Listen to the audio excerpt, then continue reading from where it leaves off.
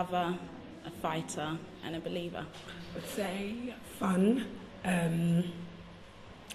driven and ambitious. A big dreamer, even though that's two words, strong-minded and independent. I think it's when I moved to Ghana for 6 months and I was working out there and teaching students in the international schools as well as in the public schools. Apart from pursuing purpose and a career in law, actually being a sister 10 times in very many different ways. My proudest accomplishments, so when I was 18, I backpacked around the world. And I've always wanted to see the world and make a difference in other people's lives, so I did some voluntary work. And Karma's great because I've always wanted to be in a film as well, and a Hollywood director came along and she said, will you be in my documentary film? And I was like, what do I have to do? She was like, just be yourself, I'll pay you. I was like, great, I'm going to get some money and I'm going to travel. So I traveled around the world.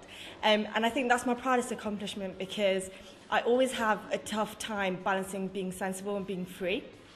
And at that time, I was just 6 months free.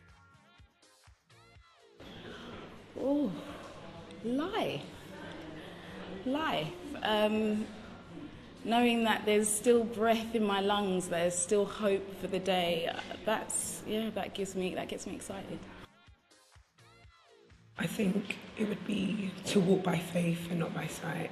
And just because, things may not look the way you want it to be at the moment, but if you envision what you want, it will happen. In my personal life, I would say my mum. My mum's not really ambitious like me or anything, but she's very hardworking, and the values that she has, I've never come across a human being like my mum, and to be fair, like my dad as well. But on the whole grand scheme of things, everyone knows that I'm obsessed with Richard Branson, so I'm just gonna put him in there. I want to buy my own island one day, me, the young little Indian girl, so Richard Branson as well. I think there's so many voices telling you what to eat, where to go, what's good, what's hot, what's not, and almost who to be, that if you try not to listen to too many of those voices and listen to an inner voice, you will work out your own uniqueness. And I personally don't think the people that write magazines and everything care enough about me for me to give them that much of my attention, focus, devotion. So I try and work on what do I like, what makes me tick, more so than what other people should tell me to live by. To rule the world? No, that's no joke. I think about it every day. I want to rule the world. How am I going to do it? I start planning things. And then I realize that I work in an office and got to work my 8 till 6 hours. So yeah, one day. I just want to act full time and just do what I love. When I smile, actually, and now I'm going to smile, and it's not going to be a radiant smile, is it? But when I smile. When I'm around people who I love, and just when I look good and feel good, I feel radiant. I would say confidence is, it's an insatiable greatness that's sort of shaped in humility. Like you know that you're uniquely made, you're wonderfully made, but yet you're not holding on to that thing.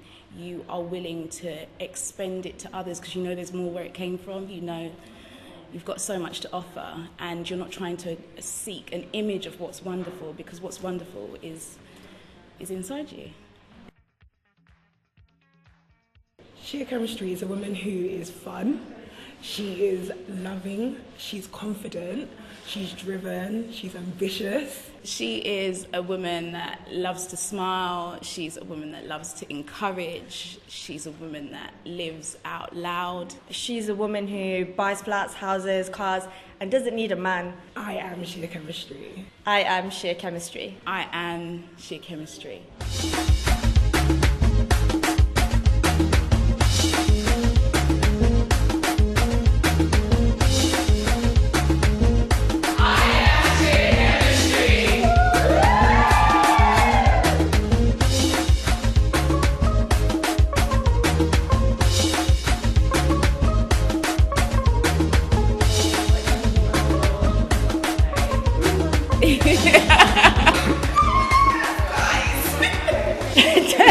She can't really laugh. The whole room's watching. I am chemistry.